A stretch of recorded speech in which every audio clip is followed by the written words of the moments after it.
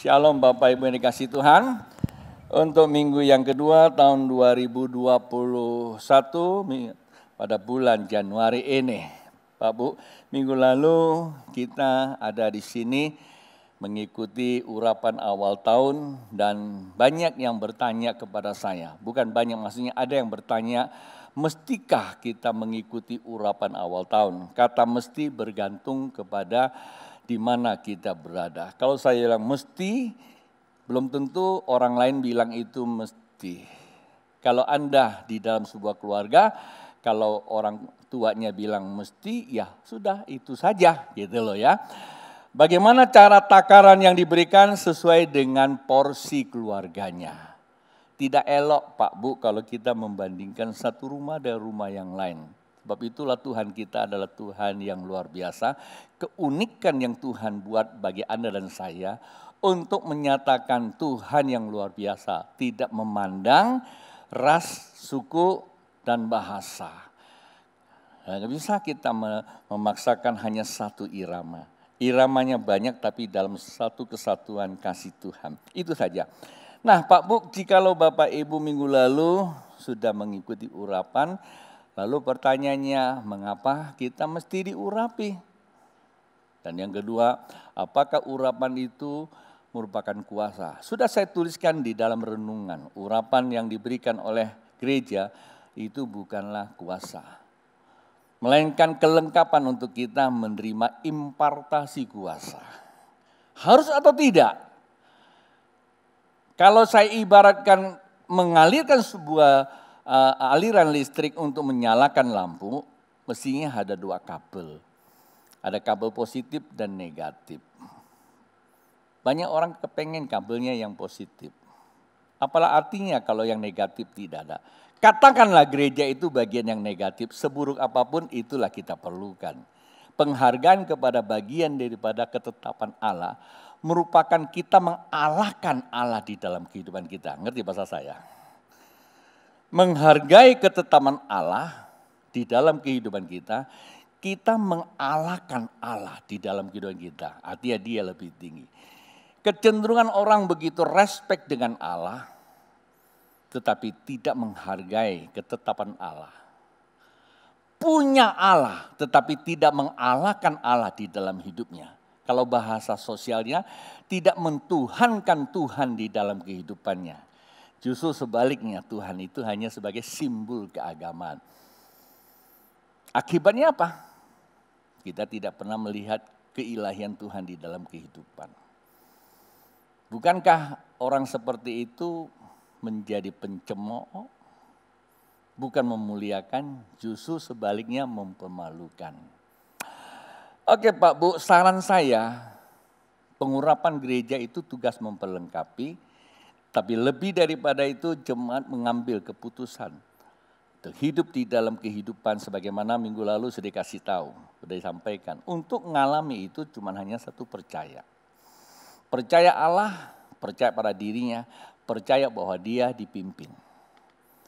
Ketika kita percaya, kata percaya itu adalah menerima Allah, menerima dirinya dalam keadaan apa pada dirinya. Terimalah dirimu sebagaimana adanya dirimu. Jangan berkecil hati. Jangan memperbandingkan hidung kita dengan hidung tetangga. Ya kan? Jangan memperbandingkan rambut kita dengan rambutnya. yang di tempat lain. Ya, Gideon tidak bisa memperbandingkan rambut dia dengan saya. Karena sama-sama memang sudah nggak punya rambut. Ya kan? Terimalah dirimu seutuhnya. Kasihlah dirimu, bilang sama Tuhan, Tuhan terima kasih loh, saya punya ya kehidupan ini. Andai aku tahu, kata Pasa di dalam lagunya Ungu. Dia bagaimana nyanyinya? Andai ku tahu bila mana datang atau bila datang ajalku. Tidak ada satu tahu. Saya tidak ngerti 1-2 minggu ini saya terus bicara ini. Karena di depan saya temukan beberapa orang yang saya kenal dengan semangat lebih dari semangat 45 tiba-tiba meninggal. Tuhan ingatkan kepada saya. Tak satu orang pun tahu kapan dia akan meninggal. Kalau dia tahu pasti dia tidak mau keluar rumah. Tinggal di rumah. Tetapi banyak orang tahu kalau dia keluar rumah bakal kena COVID, kena virus. Banyak orang tahu kalau keluar rumah. Tapi herannya dia masih suka keluar. Sebaliknya kalau ke gereja, jawab sendiri. Dan saya pikir itu adalah menggambarkan bahwa ketidakutuhan kita di dalam menyikapi kehidupan ini. Bila mana manusia tidak utuh di dalam menyikapi kehidupan ini mempunyai rangkaiannya. Ironis loh Pak Bu, karena kita ada di dalam kehidupan itu. Paham ya? Bila mana engkau tidak suka dengan perahu ini. Ironis kan kita ada di perahu ini. Gitu loh. Betapa tragis bahasa saya ya, gunakan bahasa agak sedikit tidak terlalu konstruktif loh ya. Betapa tragisnya kita ingin mencapai sebuah tujuan, mengikuti sebuah kapal. Kita sedang gunakan diri sendiri. Kita sedang merisaukan diri kita sendiri. Sehingga perjalanan kita tidak mengalami yang namanya damai sejahtera. Betapa tragis kan, betul tidak? Itulah kehidupan. Kalau perahu itu masih bisa pindah perahu. Pesawat masih bisa pindah pesawat kalau kamu tahu pesawat mana yang terbaik. Yang gak bakal jatuh gitu kira-kira. Tapi kehidupan gak bisa kamu pindah. Kehidupan ini udah bagaikan pesawat terbang yang kamu sudah naik di dalam. Ekspektasi kita cuma satu, tujuan. Perjalanannya ditentukan oleh keadaan. Sama, kehidupan juga sama. Nah sebab itu kita harus mengambil keputusan dari awal. Bagaimana cara kita mengambil keputusan? Buat Bapak Ibu yang mengikuti KPG ngerti itu. Bagaimana mengambil keputusan? Karena Pak Bu hidup ini selalu diperhadapkan namanya ambil keputusan. Anda diam juga itu sebuah keputusan kok. Kita mau marah-marah itu sebuah keputusan. Kita mau ke gereja itu sebuah keputusan. Kita tidak mau dan mau kita itu sebuah keputusan. Cuma pertanyaan saya, dengan dasar apa kita mengambil keputusan? KPG bukanlah pelajaran yang cuma hanya sekedar liwati kita punya sertifikat. KPG itu memperlengkapi supaya kita itu mengerti, mengambil keputusan. Nah, hari ini saya ajak Bapak Ibu untuk belajar tentang bagaimana kita mengambil keputusan. Setiap keputusan yang kita ambil menentukan waktu ke depan, detik-detik ke depan. 1 jam ke depan apa yang terjadi kita tidak tahu. Tapi kita tidak perlu tahu karena memang kita tidak tahu. Kalau yang tidak tahu kita terus mau tahu itu namanya sok tahu. Kalau kita mengambil keputusan sesuatu yang tidak tahu itu namanya cari penyakit. Ya bukan? Nah, karena kita harus bisa mengambil keputusan sesuatu yang kita ketahui sesuai petunjuk ilahi, yaitu firman Tuhan. Daniel pasal yang pertama Pak Bu, ini ayat bagus sekali karena kemarin saya sharing di Sintang untuk jemaat di Sintang. Saya pakai kitab ini. Kita tahu siapa Daniel ya. Daniel pasal pertama saya ajak baca 2 ayat saja sebagai dasar pemikiran. Ayat yang ketiga, lalu raja bertitah kepada Aspenas kepada istananya untuk membawa beberapa orang Israel yang berasal dari keturunan raja dan dari kaum bangsawan. 4. Ya ini orang-orang muda yang tidak ada sesuatu celah. Perhatikan baik-baik, kasih garis bawahi. Yang berperawakan baik, yang memahami berbagai-bagai hikmat, berpengetahuan banyak, dan yang mempunyai pengertian tentang ilmu. Ya ini orang-orang yang cakap untuk bekerja dalam istana raja. Supaya mereka diajarkan tulisan bahasa orang Kasdim. Ya, karena di sini menyangkut soal Raja Babel yaitu Nebukadnezar membutuhkan orang-orang yang dibedakan. Konon dia punya naluri sebagai seorang raja bahwa bangsa Israel adalah keturunan yang mempunyai capability itu atau potensi itu. Bahkan mudah untuk dididik sesuai dengan pola strategi kerajaannya. Saya tidak usah bahas terlalu dalam tentang soal raja merajai, karena itu memang ada suatu dimensi sendiri. Tapi saya hanya mau membawa hal-hal yang sederhana, ya, perspektif Alkitab untuk kita dapatkan sesuatu, menunjukkan buat kita bagaimana kita bersikap di dalam kehidupan ini. Dari kalimat yang sangat indah itu dikatakan memahami berbagai-bagai hikmat. Siapa dia? Salah satu adalah Daniel. Pak Bu, kalau kita tahu siapa Daniel, Daniel itu adalah seorang anak muda, bahkan Alkitab katakan keturunan raja dan dari bangsawan. Sebenarnya klop itu, bahasa ilmiahnya coherence, Anda dan saya itu sama seperti dia. Kita juga keturunan raja. Kalau dia keturunan raja Israel, kalau kita keturunan raja di atas segala raja. Kurang semangat, enggak apa-apa. Ya, enggak masalah. Tetapi daripada itu bukan saja kita ini keturunan raja, seharusnya kita menjadi apa? Bangsawan. Tahukah Anda apa arti kata bangsawan? Bangsawan itu adalah bangsa yang terpilih, umat rajani, umat kepunyaan Allah. Dan eksistensinya cuma satu Pak Bu. Mendekatkan diri kepada Allah, nyatakan Allah kepada dunia, melakukan perbuatan-perbuatan kealahan bagi orang banyak. Itulah bangsawan. Bangsawan itu bukanlah orang yang diam di rumah menikmati harta kekayaan. Bangsawan yang benar adalah bangsawan yang menebarkan harta, bukan menghemat harta. Orang yang menebarkan harta, dia akan menuai harta berlimpah-limpah. Siapa orangnya? Orang-orang yang percaya kepada Allah di dalam Yesus Kristus. Tidak usah tepuk tangan, saya nggak bilang Anda. Ya, berani banget ya.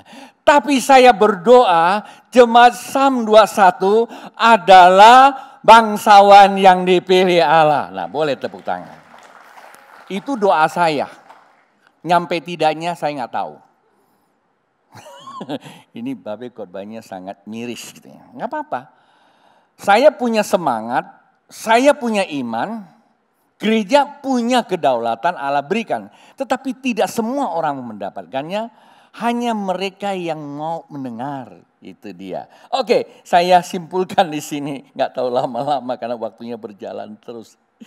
Kemarin saya khotbah mau setengah jam, disuruh jangan cepat-cepat B. Di sini saya nggak bisa lama-lama. Kalau di daerah boleh katanya. Jauh-jauh saya undang mesti lama-lama. Di situ dikatakan berbagai-bagai, memahami berbagai-bagai hikmat Pak Bu. Pak Bu perhatikan. Saya menjadikan kata hikmat itu sebagai apa? Sebagai topik pembahasan minggu yang kedua tahun 2021. Topik kita hari ini adalah hikmat keilahian Allah. Hikmat keilahian Allah. Kalau minggu lalu kita mempelajari, melihat keilahian Allah.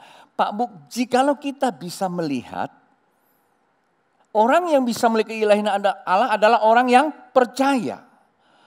Orang yang percaya memanifestasikan 3 hal minggu lalu sudah kita bahas ya. Menerima, mengerami, dan dilirikan atau dikeluarkan. Dan itulah orang-orang yang diberikan hikmat. Orang-orang seperti itulah bisa membuahkan apa? Hikmat. Buat apa hikmat? Dan sudah saya katakan bahwa setiap waktu kita dihadapkan apa? Keputusan. Nah Pak Bu, setiap waktu kita dihadapkan keputusan. Keputusan kita menentukan ke depan. Dengan apa kita mengambil keputusan?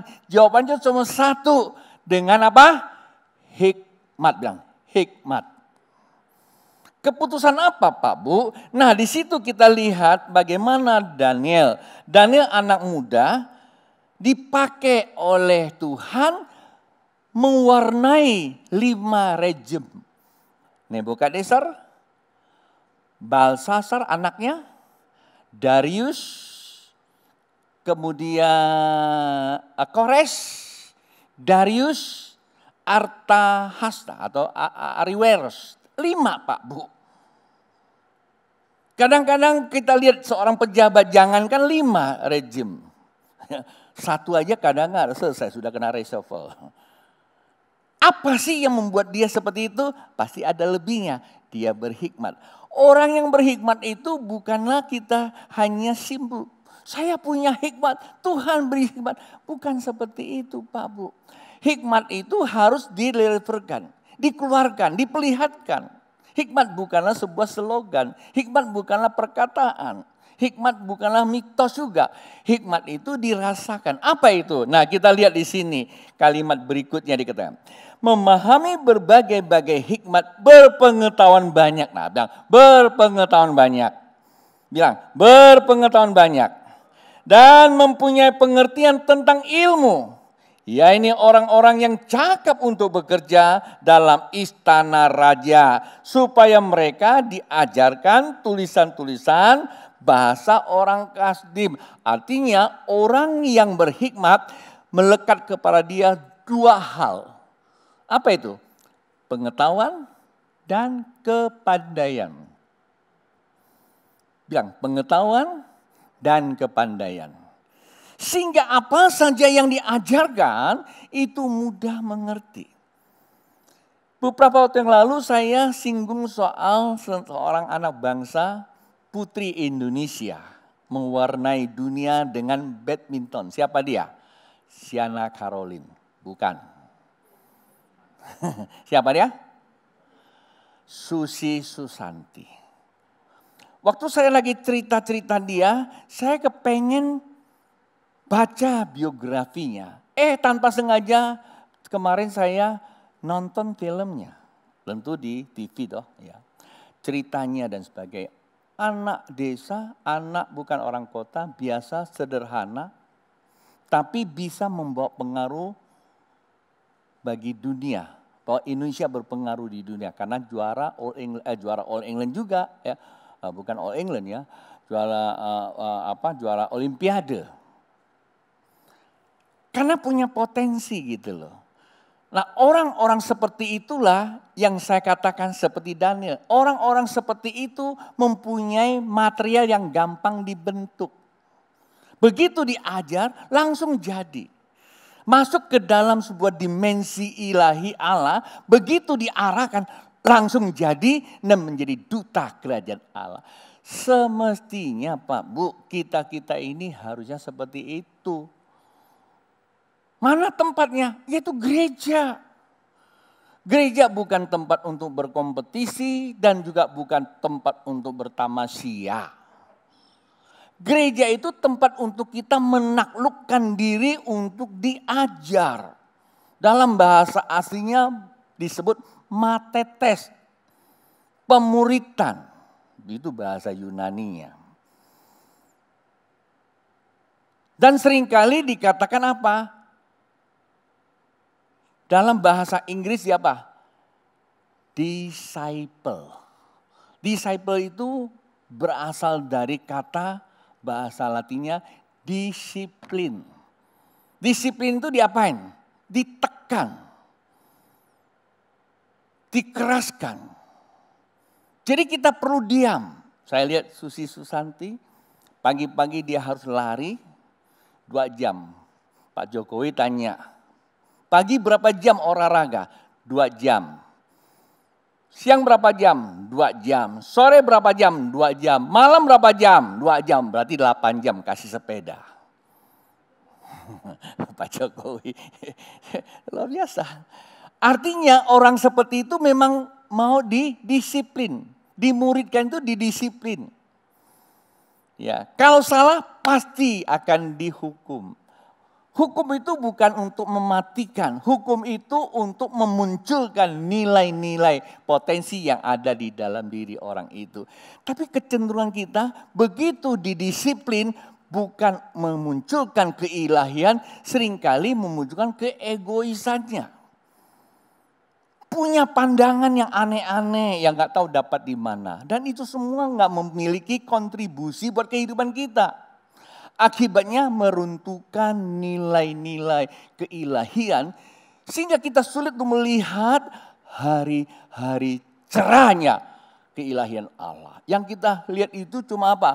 Kesulitan terus. Dan apa yang kau lihat dan itu yang mengerami hidupmu dan apa yang mengerami itu yang kau delivery keluarkan. Dan bayangkan untuk dirinya udah tersiksa bagaimana orang lain. Sekiranya seorang ayah kalau hidupnya tersiksa, rumah tangganya semua hancur. Apakah Anda itu begitu yakin bahwa Babe nggak punya masalah? Iya, nggak pernah lihat Babe itu sedih. Hampir 30 tahun di Pontianak, begitu-gitu aja. Apakah tidak ada masalah? Bahkan kalau saya sebut masalah saya, Pak Bu, Anda mungkin ngeri banget gitu. Mungkin ya, ini tanda petik, ngeri. Kadang-kadang ada masalah yang cukup serius. Tapi saya tidak pernah menampakkan itu di tengah keluarga. Bahkan istri saya saja kadang-kadang dia tidak tahu. Saya tahu kalau saya menampakkan sesuatu yang gelisah. Kalau saya batuk saya ngeluh terus. Aduh saya batuk, satu rumah semua pasti pakai masker. Ya Pak ya? Halo saya pusing. Halo panas dingin. Pastinya pindah kamar tidurnya. Tiba-tiba dia pikir jangan-jangan kena COVID nih. Kan begitu ya. Apapun yang saya alami, saya cuma bawa kepada Tuhan. Bahkan sekali waktu dokter memvonis saya mempunyai tumor di balik tengkorakan saya itu. Gak ada yang tahu. Padahal udah keluar darah itu. Gak ada yang tahu. Sampai pada titik-titik tertentu, saya pikir nggak elok lah kalau saya diam diri. Saya cerita sama istri saya, semua nggak ada yang tahu. Nah itulah yang dikatakan bahwa orang yang mempunyai pengharapan yang benar, ia akan selalu tahu mana yang terbaik untuk dia terima dan mana yang terbaik untuk dia berikan. Sehingga akan membuat damai sejahtera di dalam kehidupan. Seburuk apapun yang kita hadapi, pasti akan perubahan terjadi dari Sang Ilahi yang telah berjanji kepada kita. Amin. Saya kira itu yang terpenting Pak Bu. Jadi kata kunci pertama itu adalah hikmat. Hikmat itulah akan menghasilkan pengetahuan dan kepandaian. Nah sebab itulah dikatakan di dalam Amsal pasal 2 ayat yang ke-6. Amsal pasal 2 ayat ke-6 begini katanya. Karena Tuhanlah yang memberi apa? Karena Tuhanlah yang memberi hikmat. Dari mana? Dari mulutnya. Firman. Firman itu bukan dibaca untuk nyerang kiri kanan. Menghakimi sesama menggunakan firman Pak Bu. Kalau kita membuka Alkitab menghakimi sesama dan firman Tuhan seturut dengan ego kita, itu namanya kekejian buat Tuhan. Kenapa kita menggunakan keilahian untuk maksud tujuan yang tidak baik. Dan itu kekejian Pak Bu. Kalau kita terus hidup dalam seperti itu, padahal sudah saya katakan bahwa yang namanya kematian tidak satu orang pun yang tahu. Terus kita tetap masih menghakimi sesama kita dengan tidak sesuai dengan firman Tuhan. Terus tiba-tiba mati, kemana kita? Pertanyaannya kemana? Oh dia pengkhotbah loh. Pak Bu, mau khotbah kek, mau bayar pepuluhan kek, mau apa saja, enggak jaminan kalau kita tidak hidup di dalam kebenaran. Hanya kebenaran kita yang memerdekakan kita untuk menghadap Allah. Bukan dibungkus dengan anti penyebaran virus lalu dikubur. Bisa virus seperti itu. Tetapi kerajaan sorga dan sorga tidak bisa. Allah hadir kepada kita, sonder kita berbuat kekudusan. Sonder kita melakukan kebaikan. Allah hadir ke kita. Tetapi untuk kita masuk hadirat dan diam bersama Tuhan dan lihat keilahian Tuhan, tidak ada kata lain. Kuduskanlah dirimu supaya engkau bisa melihat aku. Gak apa-apa, gak bilang amin. Dan yang kedua Pak Bu, saya akan menutup. Nanti juga buat orang-orang yang minggu lalu gak hadir, saya akan urapi minyak. Bagaimana supaya kita dapat hikmat itu yang hikmat menghasilkan apa? Hikmat menghasilkan buah pengetahuan dan kepandaian. Bukan hanya tahu Pak Bu. Bukan sekedar cuma tahu tapi pandai bilang. Tahu dan pandai. Kalau tahu tak pandai itu namanya sok tahu. Ya kan? Tahu kalau jadi orang percaya mesti ibadah. Tapi tak pandai beribadah. Kalau udah gak pandai cari apa? Cari alasan.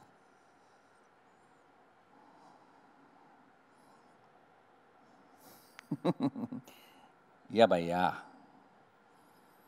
Jadi orang yang berhikmat adalah orang tahu dan pandai. Nah, kita tahu bahwa hari-hari tidak semakin baik, tetapi semakin buruk. Nah, kalau kita tahu, kita semakin pandai.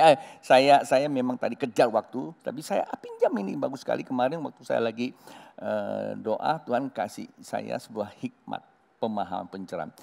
Tahun 70-an kami di Jakarta, saya itu kerja Jakarta, Bandung. Itu kalau Jakarta ke Bandung, zaman dulu tuh mesti paling cepat-cepatnya 3 atau 4 jam. Liwatnya cuma Puncak, Cianjur, Cimahi, itu aja Bogor. Liwat Sawangan gitu loh, naik motor. Ya, dulu tuh. Tetapi tahu apa yang terjadi? Nah sekarang ini udah banyak jalan.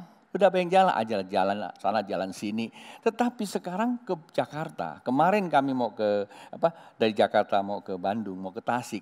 Saya naik mobil dia dari Gambir sampai di Bandung itu tengah malam. Dulu 3-4 jam, sekarang lebih dari 3-4 jam. Kenapa? Macet.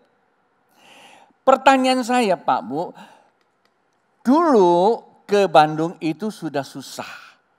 Tetapi semakin hari, karena padatnya lalu lintas, pertanyaan saya, lebih mudah atau lebih sulit? Ayo jawab. Dulu aja udah susah. Kemarin saya ke sana aja butuh sampai 7 jam. Nah semakin hari, pertanyaan saya semakin sulit atau semakin mudah? Kan Anda nggak bisa jawab kan? Anda bilang saya bilang sulit, nanti pasti Babe jebak nih. Kalau saya bilang lebih mudah, pasti jebak juga. Kenyataannya pemerintah tidak pernah berhenti untuk hadir di kehidupan. Memang perjalanan ke Bandung itu semakin hari semakin sulit.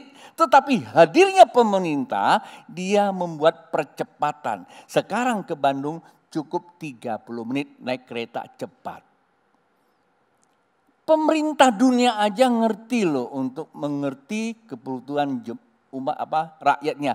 Bagaimana Allah Sang Raja, dia cukup mengerti bahwa hidup ini memang sulit. Tapi ada percepatan untuk mengalami terobosan keilahian Allah.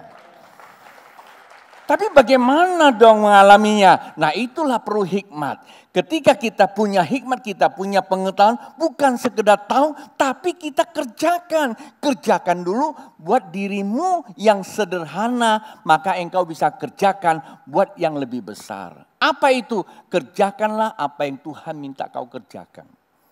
Kadang-kadang kita lebih suka untuk memperhatikan kebutuhan kita, hal-hal yang tidak diperlukan. Yang terakhir, yang terakhir itu dikatakan apa? Bagaimana ia mendapatkan hikmat? Dikatakan ayat 4 juga ya. Ya ini orang-orang muda yang tidak ada sesuatu celah dan yang berperawakan baik.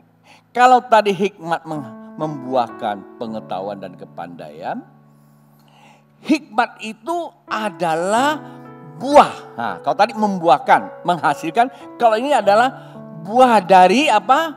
Dari orang-orang yang hidupnya tidak bercela dan berperawakan baik. Orang apa itu? Orang-orang yang berintegritas. Orang-orang yang berani berkata iya kata iya, tidak kata tidak di atas sesuatu yang sukar. Karena itulah Hosea bilang, jangan terlalu banyak janji loh. Kalau kita terlalu banyak janji tidak menepati, itu kekejian di hadapan Allah. Celah itu. Kata celah tinggal tambah satu lagi angka. Jadi celoko. Betul gak? Celah itu nempel sama kereta api. Yang bawa kita ke Balikpapan. Dari Balikpapan ke Sukabumi itu. Celaka namanya. Pak Bu, saya tidak sedang guyon. Tapi saya sedang menyampaikan firman Allah. Jadi yang terpenting kalau Anda ingin berhikmat, lalu punya pengetahuan, bisa mengelola kehidupan ini, kita harus berintegritas. Orang yang berintegritas itu gimana sih? Kita lihat di dalam Amsal 11 ayat 2. Amsal 11 ayat 2. Jikalau keangkuhan tiba juga cemooh. Bayangkan loh, aku selesai khotbah. Doa, persiapkannya itu berbulan-bulan. Tuhan kasih hikmat, melihat keilahian. Selesai khotbah, saya dikirimin video. Jangan jadi perampok. Seakan-akan kalau saya minta jemaat itu memberi persembahan sulung itu adalah haram. Bayangin ya, ada orang seperti itu. Ngeri gak? Kalau saya tidak memiliki keimanan yang teguh, maka jelas saya akan terpengaruh yang seperti itu. Pak Bu, beri perpuluhan, beri persembahan sulung, tidak menjadi sebuah keharusan, tetapi menjadikan identitas kita beriman. Kalau Anda merasa harus, tidak apa-apa. Tetapi kalau kita cemooh, nah itu yang jadi masalah. Kelengkapan dari kata cemooh ini adalah karena angkuh, sombong. Paham ya? Terlalu banyak kita ini masuk kepada keangkuhan. Sombong. Tahukah Anda apa kata Alkitab, orang yang sombong itu apa? Akan dijatuhkan. Itulah sebabnya saya mesti ngajar jemaat Tuhan untuk berdiri teguh kepada kebenaran. Kata integritas dalam bahasa Latinnya itu namanya integer. Bahasa Latin. Dari dua suku kata, in dan teger. Nah, kata tegar bahasa Latin itu dan bahasa Indonesia itu sama. Tegar itu seperti tegar tengkuk gitu loh. Tegar itu kuat, kokoh, teguh gitu. Kata integritas, kamu masuk ke sebuah keteguhan. Kamu berani berkata, berani kamu katakan. Nah, orang seperti itulah dikatakan orang yang, kalimat berikutnya. Jikalau keangkuhan tiba juga cemooh. Tetapi hikmat ada pada orang yang apa? Rendah hati. Kebalikan daripada keangkuhan adalah rendah hati. Orang yang rendah hati itu gini, kalau sudah omong, sudah ikrar janji, maka ia lakukan. Sekalipun sulit, Tuhan turut bekerja mendatangkan kebaikan di dalam kehidupan. Dengan apa Pak kita bisa memuliakan Tuhan kalau kita tidak melihat sesuatu yang sulit menjadi baik? Tetapi sesuatu yang sulit lalu kita memperbaiki sendiri. Pak, Bu, jangan mencari pembenaran. Biarlah kebenaran itu yang memerdekakan, itu jadi kesaksian. Kalau cari pembenaran kita terlalu banyak dalil loh. Inilah itu. Cari pembenaran untuk membenarkan diri. Biarlah kebenaran yang membenarkan, nggak usah kita cari-cari. Dan itulah namanya keilahian Allah. Dan orang seperti itu rendah hati. Paham ya? Jadi orang yang berintegritas, yang masuk ke dalam energi yang kokoh, tak mudah digoyah. Maka kata integritas itu cemerlang, berperawakan baik, tak bercacat. Cemerlang, bercahaya, bersilau-silau. Ya, nah orang yang rendah hati, orang yang mau dibentuk. Saya dikasih cincin sama seorang sahabat. Sukadi mana Sukadi? Sukadi kasih saya batu. Saya juga nggak tahu. Saya ikat, saya pakai. Satu hari saya lagi jalan di Central Park, ada satu bapak ikutin saya aja. Udah ikutin saya bingung juga bapak ini. Pak, boleh nggak kita ngobrol sebentar? Ada Pak? Saya pikir mau nanya apa? Saya mau lihat cincinnya. Apa urusan dengan cincin saya? Barang seperti ini. Dia liatin. Saya nggak berani kasih dia dong. Saya cuma kasih gitu kan. Kalau kasih dia, wah selesai itu barang kan. Nah, tahu nggak Pak? Ini namanya batu antik. Loh, antik apa? Ini namanya safir 3 warna. Ini Pak, kalau clear tidak bercacat celah, ini harganya mahal katanya. Cuman sayang, nah itu dia masalahnya. Kata sayang gak enak, terlalu kecil jadi tak bernilai. Tapi tidak bercacat celah. Maksudnya apa sih? Barang-barang itu kalau dibentuk menjadi sesuai ukurannya tak bercacat celah, jadi bernilai. Siapa dia? Orang-orang yang memiliki integritas. Tunjuk, Andalah seharusnya orangnya. Anda seharusnya orangnya. Bagaimana? Iya kata iya, tidak kata tidak. Matius pasal 5 ayat 37. Kalau engkau tidak berani melakukannya, berarti itu yang ketiga. Semua itu berasal dari setan. Maka itu tidak heran kita tidak bisa menguasai dunia, tetapi setan yang menguasai dunia. Dalam sharing doa pagi kemarin saya bilang, kenapa setan bisa menguasai dunia? Terus kita tengking sana, tengking sini. Setan itu di luar sana. Padahal kita tahu Petrus itu berjalan sama Tuhan Yesus, setannya ada dalam diri Petrus. Nyala engkau iblis. Allah mengurapi kita untuk menguasai dunia, pakai otak kita, nyatakan kerajaan Allah. Tapi sengaja kita turunkan nilai Allah, kita kenakan pola pikir setan. Maka dengan pikiran setan kita menguasai dunia, kita membangun kerajaan kekacauan. Paham ya? Itulah sebabnya mari supaya setan tidak menguasai kita. Yang menguasai kita adalah keilahian Allah. Hidup kita damai sejahtera, ada kesabaran, kemurahan, dan ada kebaikan, ada kesetiaan, kelemah lembutan, dan penguasaan diri. Dan yang seperti itu tidak ada halangannya. Mari berdiri.